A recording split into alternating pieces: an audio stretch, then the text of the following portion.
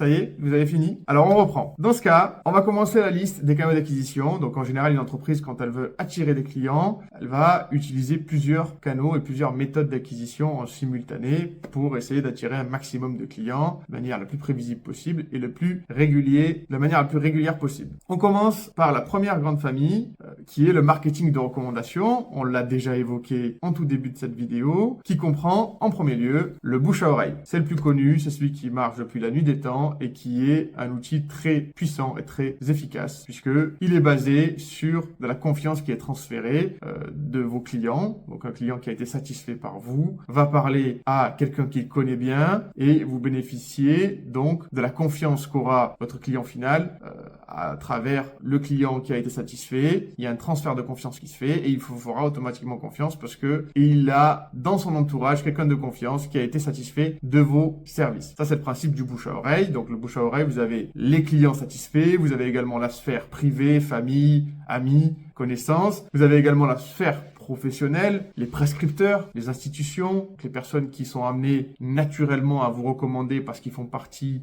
des maillons de la chaîne, peut-être pour un client qui va arriver à la solution de son problème, ou en tout cas qui comprend une partie des solutions de ses besoins. Et vous avez également, au-delà du bouche à oreille, quelque chose de similaire, mais d'un peu plus organisé, dirons-nous. Ce sont les partenariats et les recommandations, le networking, le réseautage. Donc c'est établir des partenariats avec d'autres entreprises ou d'autres professionnels qui peuvent vous recommander vos services auprès de leur propre réseau. Donc, c'est de l'échange de réseau quelque part. Et vous, de votre côté, vous faites la même chose, c'est-à-dire que vous pouvez recommander à vos clients les services de votre réseau, de vos partenaires. Donc, c'est un échange de bons procédés. On passe à la deuxième grande famille de canaux d'acquisition qu'on va découper en sous-parties. Donc, la famille, ce sont les supports de communication et la création de contenu, de visuels, donc tout ce qui va être créatif, tout ce qui va être communication sur des supports. Et on a en premier lieu les supports en ligne et les supports hors ligne. Parmi les supports en ligne, vous avez le site web. Le site web qui est bien connu, ça peut être à minima une vitrine digitale personnalisée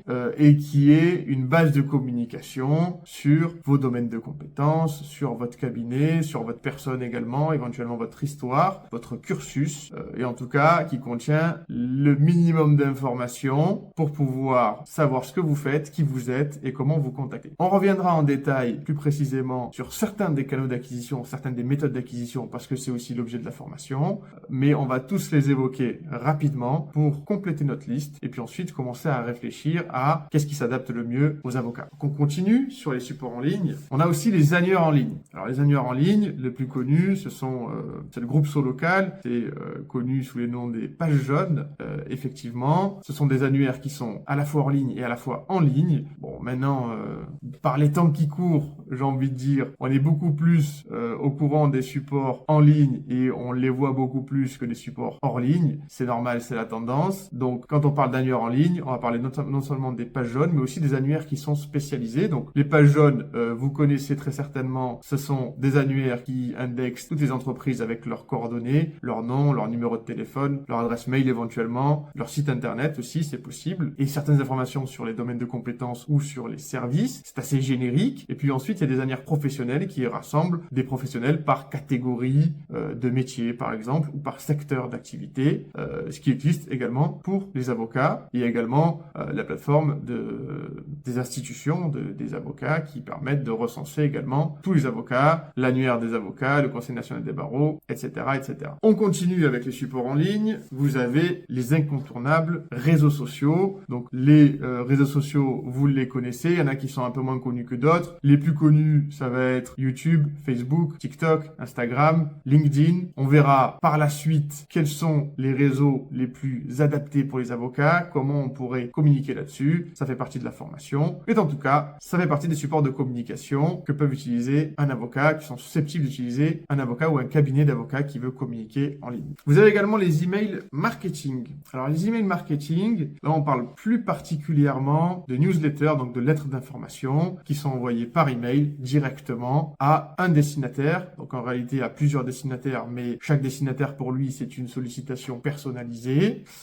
Et donc c'est un canal d'acquisition où l'on vient parler de son entreprise, en tout cas dans votre cas de son cabinet, et c'est un levier qui est assez puissant puisque c'est un lien direct avec l'interlocuteur. Dans les supports de communication en ligne, vous avez également le blog ou la rédaction d'articles publics, donc qui peuvent être des leviers très puissants s'ils sont bien utilisés. Le blog peut être sur votre site internet, vous pouvez être complètement décorrélé, vous rédigez des articles de fond ou d'actualité sur des sujets qui font parler d'eux à la télé par exemple, ou des sujets qui sont traités régulièrement, ou en tout cas qui sont sujets à attention, des articles de fond qui répondent à des questions par exemple, sur lesquels vous montrez votre expertise, et vous pouvez le faire également sur des articles publics en étant sollicité sur des sites web qui font ce type d'activité-là, c'est-à-dire de la rédaction d'articles, de l'actualité, de la presse ou autre. On passe à la deuxième sous-catégorie qui est la communication hors ligne. Sur la communication hors ligne, ce sont des moyens qui sont plus traditionnels, que l'on connaît. Vous avez par exemple le flyer, qui est une affiche format A5, format A6, qui est en tout cas une affiche papier hors ligne, sur laquelle on va venir mettre des informations sur l'entreprise, éventuellement sur des services, et que l'on va distribuer dans des boîtes aux lettres ou dans des lieux publics à forte fréquentation pour faire passer un message ou faire connaître une entreprise. Vous avez également les cartes de visite physiques. Alors les cartes de visite, on a l'impression que ça sert à rien, mais en même temps, si on n'en a pas et qu'on nous la demande, c'est bizarre. Donc les cartes de visite, ça reste à l'heure actuelle un incontournable. Alors on aurait pu le mettre aussi en ligne puisque il y a de plus en plus de cartes de visite en ligne qui peuvent se créer. C'est un petit peu moins courant, mais c'est vrai que ça existe. On aurait pu le mettre là-dedans. Mais en tout cas, quasiment toutes les entreprises sont obligées d'avoir une carte de visite, à minima avec les informations de contact et le nom de l'entreprise, pour donner quelque chose de physique à une personne, de tangible, pour qu'elle puisse se rappeler de vous, quand bien même ça finit bien souvent dans un tiroir oublié ou encore à la poubelle. Mais ça reste un incontournable, il faut avoir des cartes de visite, en tout cas à mon sens. Vous avez également les annuaires hors ligne, donc on en a parlé, vous avez principalement les pages jaunes qui sont en ligne et qui sont beaucoup plus connues maintenant en ligne que hors ligne, mais ça existe toujours, les annuaires professionnels qui recensent les professionnels d'une zone géographique ou d'un secteur sur du papier, donc ce sont les annuaires hors ligne que l'on connaît très bien. Et vous avez également les lettres d'information papier, donc les newsletters, qui sont des sollicitations personnalisées, mais qui sont envoyées, cette fois-ci, par voie postale, tout simplement. Ça va être le même principe, mais ça sera envoyé par courrier plutôt que par email. Par la suite, vous avez le référencement. Alors le référencement, donc là ça va concerner les supports en ligne, mais je le mets quand même à part parce que c'est un sujet à part entière, mais effectivement, vous l'aurez compris, le sujet de la formation, c'est la visibilité en ligne. Donc on parlera plus de ce qui concerne les outils digitaux en ligne que le hors ligne. Et d'ailleurs, c'est là où sont vos clients potentiels, donc c'est là où il faut plutôt concentrer ses efforts. Donc le référencement, qu'est-ce que c'est? Le référencement, ça va être les techniques qui vont être mises en œuvre pour faire partie des premiers résultats d'une recherche sur un moteur de recherche, par exemple. Donc je prends l'exemple des moteurs de recherche parce que c'est ce qui est le plus utilisé à l'heure actuelle. On pourrait parler de Google qui détient 90% du marché de la recherche dans le monde. Google, il détient le marché de la recherche. Il parcourt des milliers, des millions de sites au quotidien qu'il vient indexer dans son index, et puis des utilisateurs viennent faire une recherche et il donne des milliers de résultats. Mais voilà, si vous êtes le millionième, il est difficile de penser que vous allez être vu par vos clients potentiels qui ont fait une recherche qui pourrait amener à vous vos services. C'est là que la notion de référencement apparaît. C'est comment les algorithmes de ces moteurs de recherche-là, donc par exemple Google, vont venir classer ces sites-là. Quels sont les critères qui vont faire que ce site-là va sortir en première position, celui-ci en 5e, l'autre en 10e, en 100e, en 200e position, etc., etc. Sachant que vous comprenez bien que l'enjeu, c'est d'être dans un classement, une position dans le classement qui est éligible à la visibilité de celui qui a fait la recherche. Sinon, il n'y a pas un grand intérêt à être indexé pour être indexé. Donc c'est ça la notion de référencement. Vous avez déjà certainement entendu parler du SEO, donc SEO pour l'anagramme en français, c'est Search Engine Optimization, c'est les optimisations pour les moteurs de recherche. On y reviendra bien entendu plus en détail sur ce qu'est le référencement référencement avec tous les types de référencement, les critères principaux et où mettre ses efforts et comment faire plaisir à l'algorithme pour sortir parmi les premiers résultats de recherche et donc être dans une zone qui est visible, en d'autres termes, être trouvable. Vous avez également la prospection. Alors la prospection, c'est un canal d'acquisition, c'est une méthode d'acquisition plutôt qu'un canal, puisque la prospection peut se faire sur différents canaux. Donc sur cette méthode d'acquisition, il y en a plusieurs. On va en parler de deux principalement. Ça va être le porte-à-porte. Donc le porte-à-porte, c'est une technique traditionnelle qui était utilisée beaucoup avant l'arrivée d'Internet. Après l'arrivée d'Internet, beaucoup moins. On vient taper à la porte des gens en proposant un service, en disant voilà, j'ai telle machine à vendre ou j'ai tel service à vous proposer. Éventuellement, on peut laisser un flyer, on peut laisser une carte de visite à ce moment-là, ou vous faire conclure une vente tout de suite.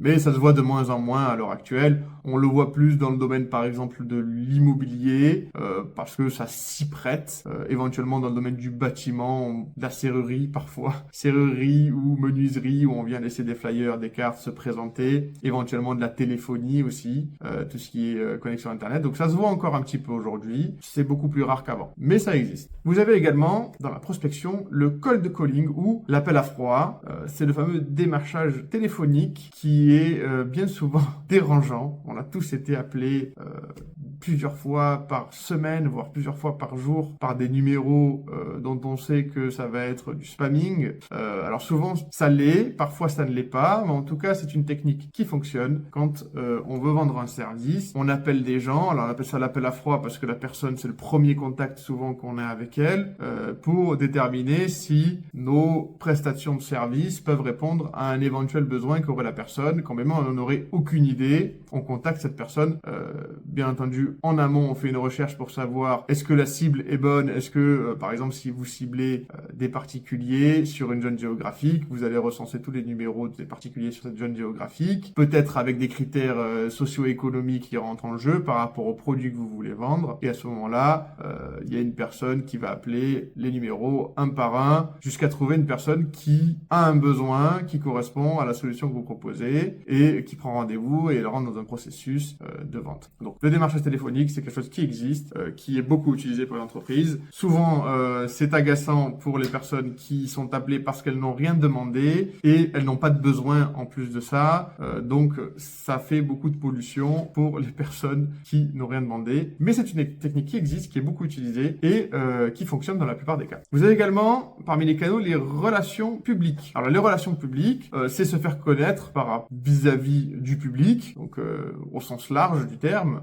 par des conférences que vous pourriez donner. Donc, par exemple, d'être invité à une conférence sur une thématique que vous maîtrisez en tant que conférencier, en tant qu'intervenant. Les articles de presse également. On peut parler de vous ou de votre cabinet à travers un article de presse. Ou alors des événements que vous organisez pour faire parler de votre cabinet, pour mettre en avant une valeur qui vous tient à cœur dans votre cabinet, dans votre métier, parce que vous parrainez une association, ou vous soutenez une association, ou vous soutenez une cause, par exemple.